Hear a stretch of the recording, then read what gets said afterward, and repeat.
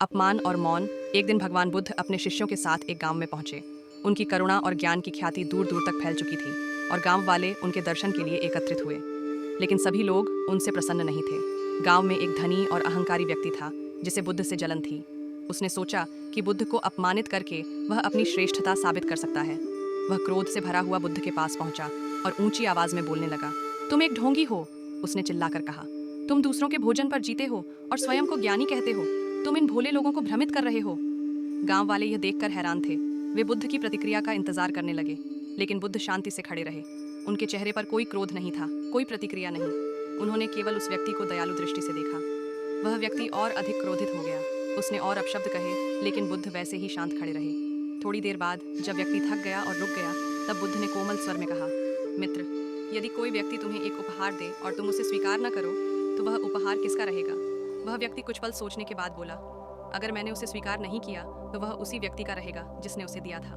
बुद्ध मुस्कुराए और बोले, सही कहा। इसी प्रकार यदि मैं तुम्हारे क्रोध और अपमान को स्वीकार नहीं करता तो वह तुम्हारे ही पास रहेगा। यह सुनकर वह व्यक्ति स्तब्ध रह गया। उसने महसूस किया कि उसका क्रोध और अपमान बुद्ध को बिल्कुल प्रभावित नहीं कर सका। गांव वाले भी चकित थे। उन्होंने बुद्ध के धैर्य और ज्ञान की महानता देखी। वह अहंकारी व्यक्ति अब लज्जित हो चुका था। उसे अपनी गलती का एहसास हुआ। बिना कुछ कहे वह वहां से चला गया। शाम को जब उसका मन शांत हुआ तो वह वापस आया। उसने बुद्ध के चरणों में सिर झुका दिया और बोला, आज आपने मेरी आंखें खोल दी। मैंने अब तक क्रोध को अपनी शक्ति समझा था, लेकिन आज मैंने सीखा कि सच्ची शक्ति धैर्य में है। बुद्ध ने उत्तर दिया, क्रोध अग्नि की तरह है। पहले वह उसे जलाता है जो उसे धारण करता है, फिर वह दूसरों को नुकसान पहुंचाने की कोशिश करता है। यदि तुम उसे छोड़ दो तो तुम्हें शांति मिल जाएगी। उस दिन के बाद वह व्यक्ति बदल गया। उसने क्रोध पर नियंत्रण पाना सीख लिया और एक दयालु जीवन जीने का प्रयास किया।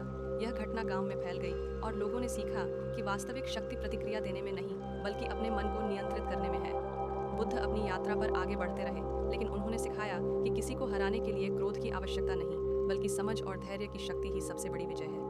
यह कहानी भगवान बुद्ध के धैर्य और ज्ञान की सीख पर आधारित है।